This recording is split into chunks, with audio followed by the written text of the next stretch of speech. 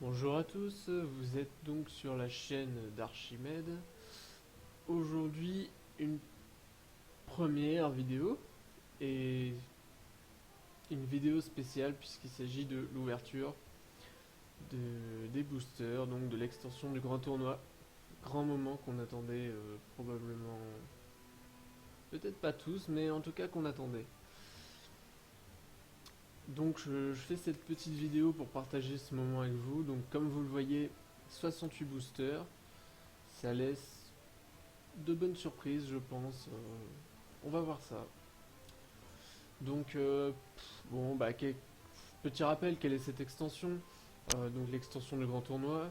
Vous avez dû suivre, j'imagine que si vous êtes là, c'est que vous avez suivi toutes les annonces. Donc, les 132 nouvelles cartes avec les nouvelles mécaniques, notamment de l'exaltation, qui permet de comboter, en fait, d'utiliser des serviteurs et comboter autour du pouvoir héroïque. Et donc la mécanique de joute aussi, qui permet de dévoiler des cartes en fait dans le deck et en fonction de si elle généralement si elle coûte plus que la carte adverse, et bien du coup elle va être soit jouée, enfin voilà, il y a un effet qui va se déclencher.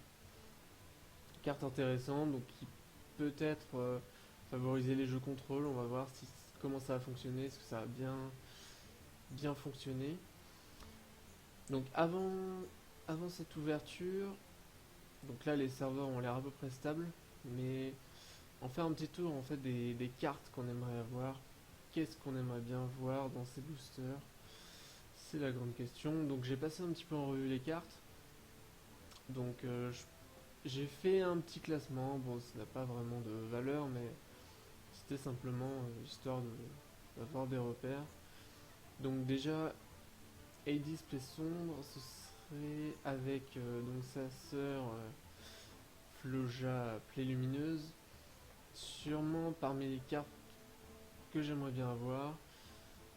Est-ce que c'est les plus puissantes de l'extension? Non, pas forcément. Mais bon, déjà, elles ont de bonnes stats, de bons effets. Ce sont des cartes qui peuvent s'intégrer dans pas mal de decks, donc c'est sûr que ça ferait pas de mal de les avoir. Également, ensuite, il y a donc Varian, la légendaire guerrier, qui ça est plutôt sympathique, puisque déjà pour 10 de mana, qui est très cher, donne une créature 7/7, donc qui est très résistante, mis à part la chasse au gibier évidemment, enfin, et d'autres cartes. Mais qui permet de piocher 3 cartes. Et donc, si c'est des sorts, ça va nous faire de la pioche. Si c'est des serviteurs, ça va les jouer directement.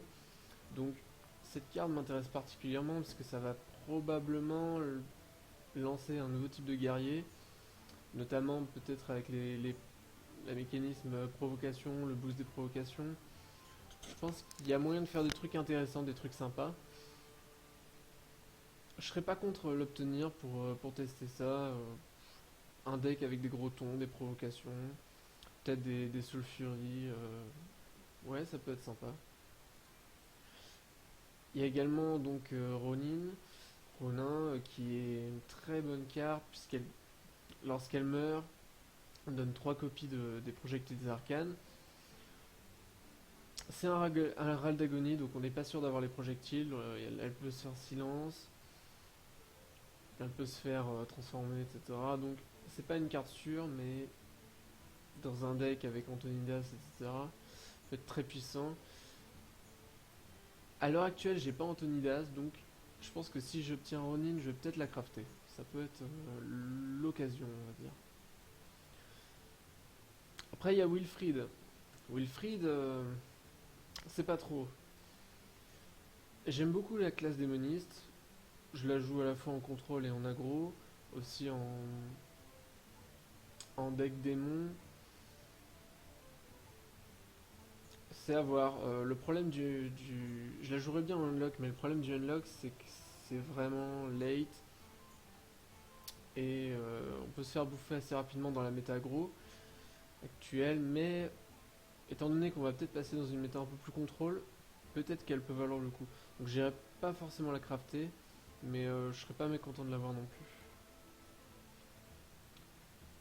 Les géants du givre également, donc c'est des cartes un peu comme les autres géants qui sont pas forcément simple à jouer. Ici, faut utiliser au moins 3-4 fois minimum le pouvoir héroïque, je dirais, pour la rentabiliser.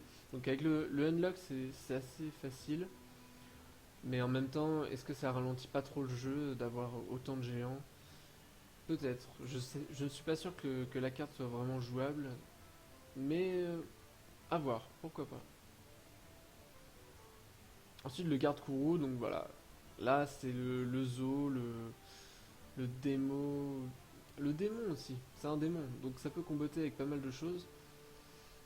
Je serais pas contre.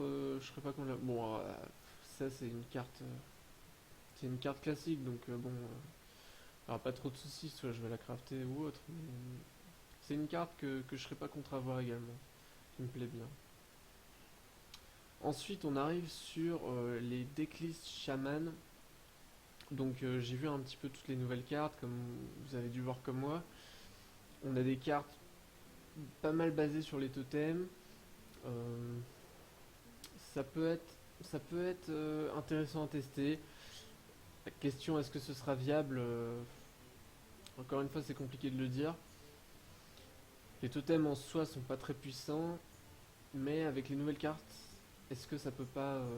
Moi personnellement, j'aime beaucoup les chamans avec beaucoup de créatures. Je trouve que ça marchait plutôt bien avant, je m'en sortais plutôt bien. Donc ici, le monde brume, qui permet de booster toutes les créatures, je trouve que c'est quand même un bon boost à ce type de chaman avec beaucoup de créatures. Puisque déjà, bon, c'est une 4-4 pour 6, bon, c'est pas terrible, c'est pas terrible. Mais il y a pire, il y a pire. Ça fait un serviteur supplémentaire. Et en plus, bon, l'avantage, c'est le cri de guerre, donc le plus 1 à tous les serviteurs. Le petit, on va dire pas le petit défaut, mais le défaut, un des défauts majeurs pour ce type de chaman, c'est qu'on joue des créatures assez mid. Et là, le fait de les booster, donc mid est souvent assez, enfin, pas faible, mais quand même par rapport à un contrôle, ce sont des créatures quand même assez faibles. Donc là, on va pouvoir avoir un boost pour le late game. Donc c'est peut-être une carte qui va nous permettre de tenir des matchs un peu plus longtemps. Voilà, c'est pareil, il faudra tester, à voir. Le Gormok, qui peut être pas mal également dans ce type de chaman avec beaucoup de créatures. 4 créatures, c'est assez facile à avoir. Et au pire, ça fait toujours une 4-4 pour 4, donc à voir aussi. Peut-être que ça peut être intéressant. Évidemment, ici le Gormok, j'irai pas le crafter, je pense. En tout cas, pas tout de suite. Mais je serais pas non plus mécontent de l'avoir. Donc là, on arrive aux cartes un peu plus chaman, chaman mid totem, avec le golem totémique, donc 3-4 pour 2 avec la surcharge, mais qui donne une créature très sérieuse en early, qui peut permettre de prendre le board, donc pareil, une carte qui je pense je vais la jouer. Ensuite le roi totémique, bien sûr, avec son cri de guerre qui invoque n'importe quel totem, donc qui permet encore une fois d'accroître la présence sur le board. Donc ensuite, on va pouvoir jouer des totems langue de feu, on va pouvoir jouer, moi je pense beaucoup à la furie sanguinaire. Beaucoup de gens en mettent une, j'ai tendance à en mettre deux, pour l'instant ça m'a pas trop mal réussi, mais bon, c'est pareil, à tester, à tester. La grave totem Draenei, pareil avec les totems, à tester, est-ce que ça va fonctionner. De la même manière, le vaillant des pitons du tonnerre, qui donne plus 2 d'attaque au totem. Est-ce que c'est pas un peu faible? En même temps, dans l'idée d'avoir des créatures sur le board, avoir un board rempli, un board, un board bien complet, une 3-6 c'est pas dégueulasse, donc ça peut aussi faire le travail. Voilà, c'est pareil, c'est à voir. Est-ce que les totems vont survivre jusqu'à cette carte? Est-ce que c'est pas trop faible? À voir. Et enfin une carte qui n'a rien à voir, l'embusqué.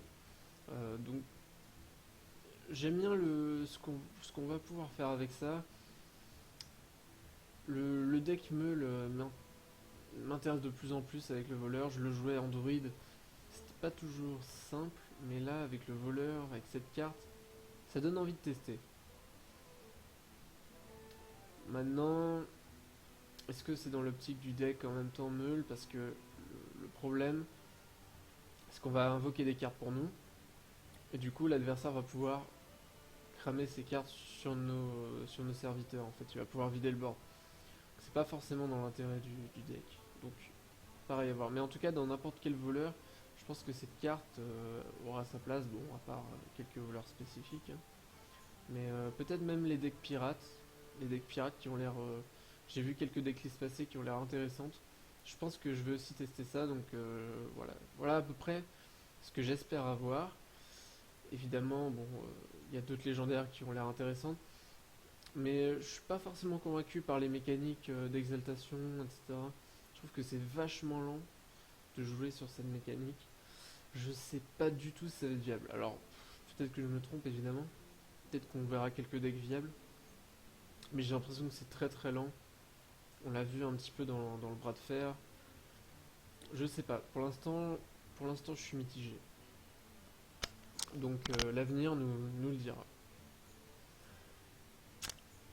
Alors, on va commencer cette ouverture.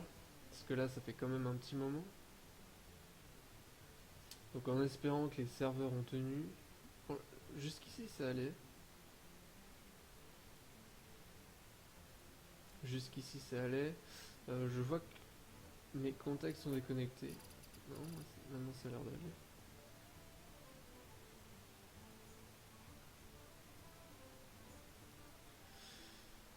Voilà, le moment tant attendu. Donc je n'ai jamais ouvert autant de boosters pour l'instant, donc on va voir ce que ça va donner.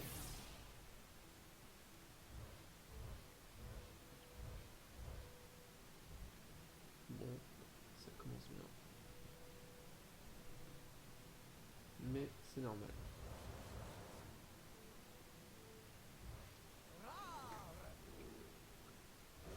Ok.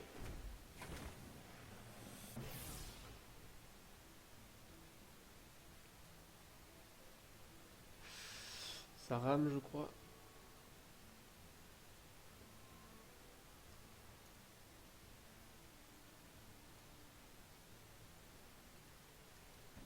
Bon. Ah, c'est bon. Voilà, donc le golem totémique, qui sera pas mal. En paladin, le maître des chevaux, qui est sympa aussi. Le médecin du tournoi, qui est sympathique. Mais pareil, je sais pas du tout si ce sera viable. Ça peut être assez lent. Un d'attaque, c'est très faible. Le maître jouteur peut être intéressant aussi dans un deck taunt, un deck assez lourd. Pourquoi pas. Ah, ça commence. Oups. Pareil, les modestes écuyers, je ne sais pas. Tour 1, tu le poses. Tour 2, tu ping ou autre. Et t'as une 2-2. Bon, à voir. Le recruteur. Ouais, je sais pas, je sais pas. 4 de vie pour 5. C'est assez faible.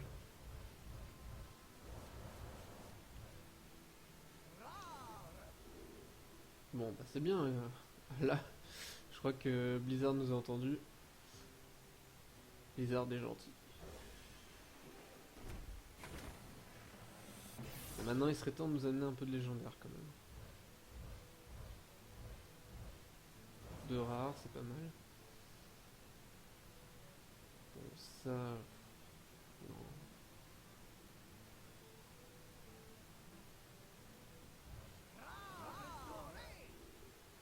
C'est pareil, ça, les démons. Le démoniste défausse, pour l'instant, ça me paraît un peu faiblard. Je pense qu'il y a trop peu de cartes encore pour que ça soit joué. On va voir. On va voir. On sait jamais, on sait jamais. Bon, bah là, je suis servi. Tir puissant, qui est une bonne carte de contrôle pour le chasseur. Donc c'est pas mal. Voilà, l'objectif c'est d'essayer d'avoir un maximum de cartes, hein. Puisque pour l'instant on n'en a aucune.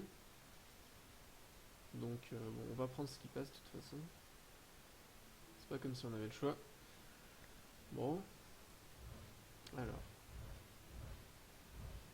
Ah, pas mal. Donc, deuxième épique. Donc voilà, les fameuses cartes exaltation du mage. Donc là, j'ai un beau combo. Héros défunt, faut voir, pourquoi pas.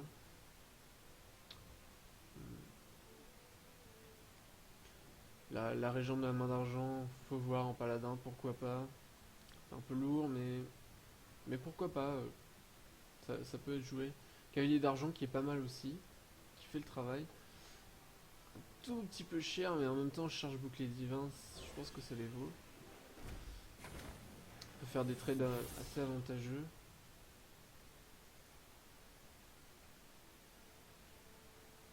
Youhou!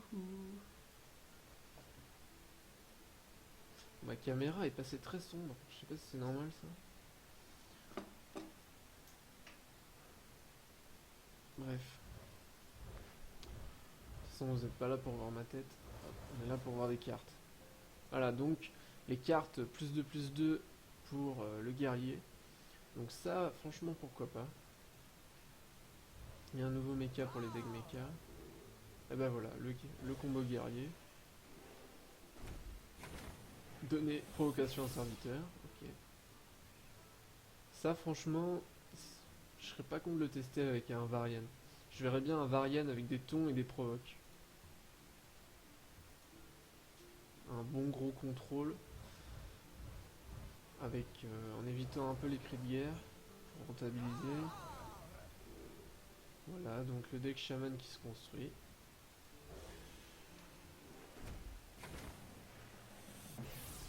Je suis quand même content de pouvoir ouvrir mes boosters ce soir. Franchement, avec Blizzard, j'étais pas sûr. Je crois qu'il y a du monde, peut-être qu'il y a du monde qui s'est barré, je sais pas. Mais...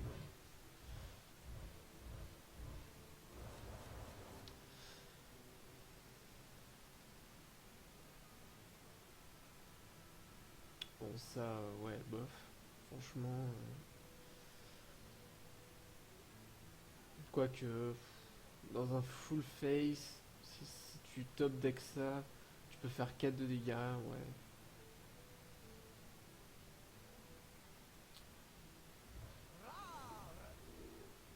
Ça, il y a beaucoup de gens qui ont l'air d'être chauds sur cette carte, le mode pouvoir gloire. Moi, je sais pas, franchement, c'est pareil. Prendre un slot du deck pour se rendre 4 PV. Faut voir. À la limite, oui, alors si ça combotte éventuellement avec un serviteur et des mécaniques de soins, ok. Sinon, j'ai du mal à voir l'intérêt. Peut-être en combo, effectivement. Ici, le saboteur, pareil. Est-ce que ce sera joué? Il a des bonnes stats. Il a des stats pas mal. Bon, 3 de vie, c'est un peu faible. C'est un peu léger pour un tour 3, sachant qu'on a des cartes qui ont 4 PV. Donc là, un tour 2 peut aller le manger. Ça, je sais pas. Peut-être qu'il sera joué si les decks exaltation avec le pouvoir héroïque sont vraiment à la page, mais sinon, je sais pas.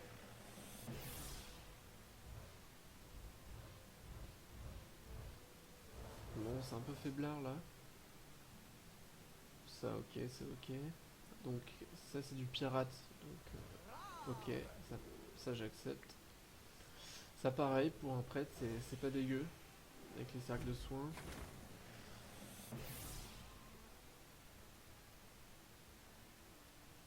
Ou d'autres cartes de soins, évidemment.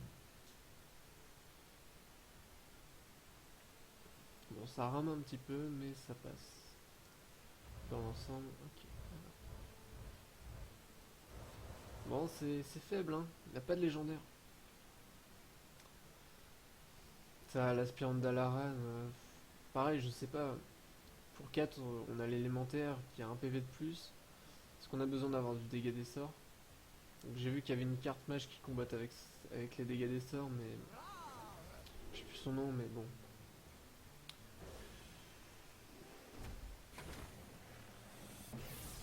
Je sais pas comment ces cartes vont impacter la méta.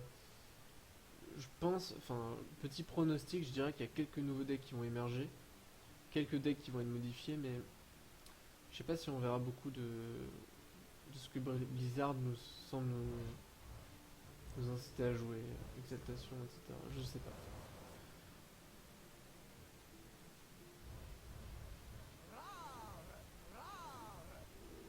Bon voilà, ça c'est grosse bouse.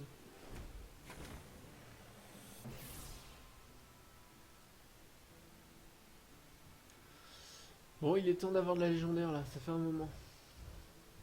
Ça commence à manquer. 3 points de dégâts, 3 points d'armure. Ça peut être joué, je sais. À voir. En effigie, ça c'est bien. En termes de tempo, c'est plutôt positif. Ça oblige l'ennemi à se creuser un peu la tête sur le secret, à faire des misplays éventuellement.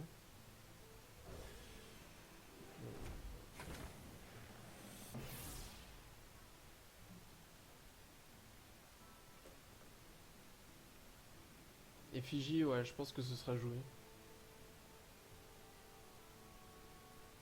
L'avantage, c'est que si on a un gros serviteur, il y en a un autre du même coup qui va réapparaître instantanément, donc on n'a pas besoin de le repayer. Au-dessus de 3, ça, c'est assez rentable. Après un peu moins, à voir. C'est pareil, c'est à voir. Alors, le saccageur des mers. Donc, quand on la pioche, c'est comme le Léviathan des flammes en mage. On inflige un point de dégâts à nos serviteurs. Pareil, ça, c'est très aléatoire. C'est très aléatoire. Est-ce qu'on veut infliger un point de dégâts à nos serviteurs à peu près n'importe quand? Est-ce que c'est pas trop dangereux? À voir aussi. Ok, le reste on a à peu près vu. Cette carte-là, elle peut peut-être être jouée dans certains combos, avec les acolytes, les fabricantes. Éventuellement le gris, mais c'est même pas sûr.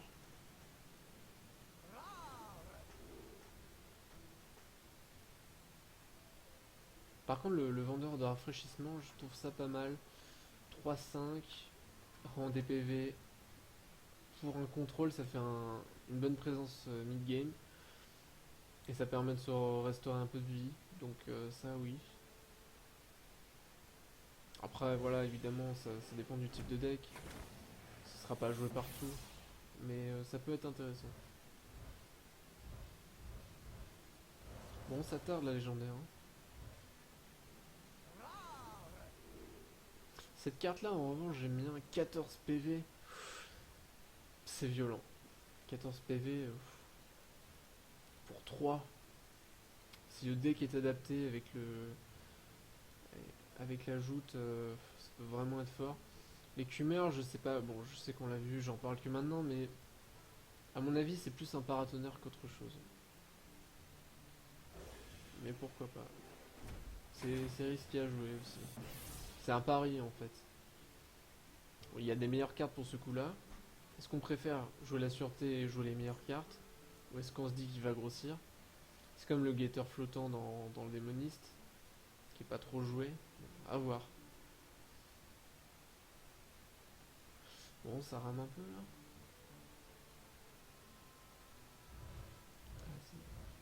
Bon, la légendaire.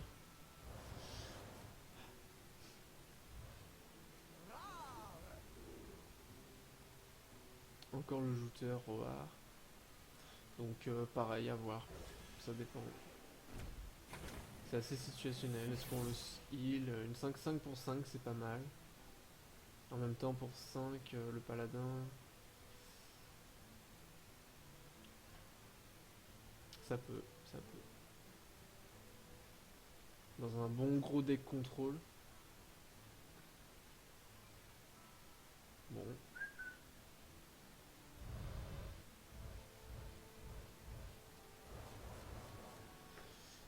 Bon, c'est assez naze pour l'instant. Ah, donc encore une carte druide bête. Ça, c'est pas mal, franchement. Je pense qu'il va y avoir quelque chose autour du druide bête. Ça va être joué un petit peu. Ça va être testé en tout cas. Est-ce que ça va être viable? Franchement, je suis pas sûr. pas sûr. Je pense qu'il y a mieux en druide actuellement. On a des bons gros tons. Pourquoi jouer druide bête? Pour l'instant, je sais pas. De toute façon, ce qui va se passer, c'est que je vais attendre un petit peu avant de crafter des cartes, hein. On va voir un peu comment la méta évolue, les nouveaux decks qui apparaissent. Voilà, pour l'instant, on a vraiment pas terrible. Le début était sympa, j'avais les cartes shaman que je voulais. Maintenant, c'est difficile. Ah, j'aimerais bien ma petite légendaire là quand même. En plus, j'ai des épiques complètement pourraves.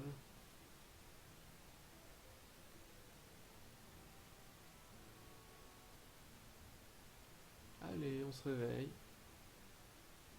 On se réveille, Blizzard.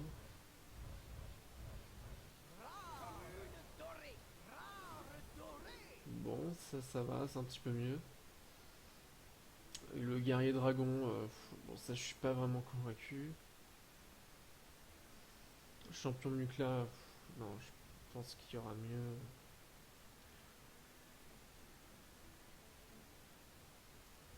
Sans plus, sans plus.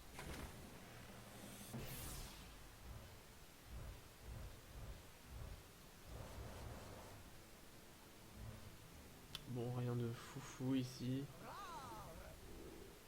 Toi une bête.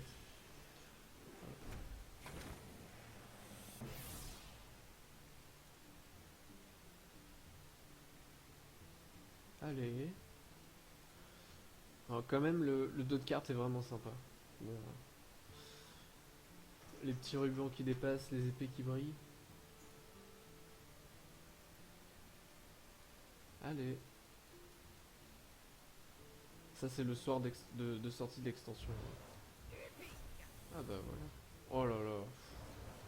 Waouh. Donc je sais pas si vous avez vu, mais c'est la carte qui pour 4 défausse la main et on gagne 10 cristaux. Ça, pareil, je pense pas que ce soit joué. À moins de créer un deck autour de la carte. Mais ça me paraît compliqué puisque si on crée un deck autour de la carte, ça veut dire qu'on va avoir la carte. Si on l'a pas, comment on fait? Comment est-ce que le deck marche? J'y ai pensé, j'avais réfléchi un peu à cette carte. Est-ce qu'on pourrait pas faire un deck avec pas mal de gros tons et pas mal de pioches? Donc la pioche pour nous refaire la main et les gros tons bah, pour être utilisés lorsqu'on a toute notre mana. À voir, c'est à réfléchir pareil, mais ça paraît compliqué. Combattant sauvage, bon.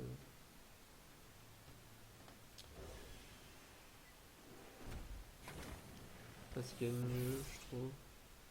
Stat pas ouf. Pas mal, mais pas ouf. Pour 5-4 de vie, c'est un peu limite.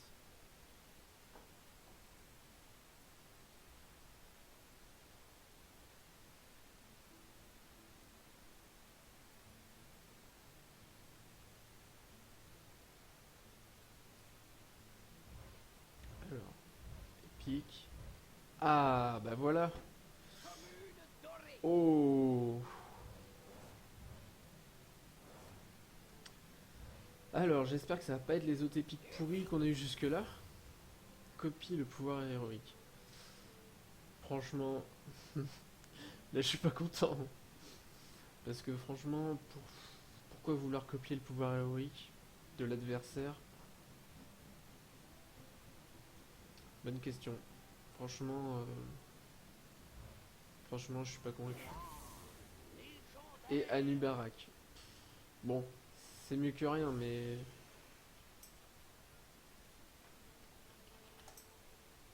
voilà, pas ouf ouf. Disons que 4 de vie, un coup, je crois qu'elle coûte 8 ou 9. Enfin, voilà, en plus je me fais troll par mes contacts. C'est génial cette sortie. Je vais pas commencer. Bon, une épique, ok. D'accord, bon, bah c'est. Par rapport à ce qu'on a eu, c'est déjà un petit peu mieux. Permet d'insensibiliser une bête pendant un tour. Faire un petit trade favorable. À voir, à voir. C'est pareil, c'est si le hunt va plus vers du mid-late, pourquoi pas.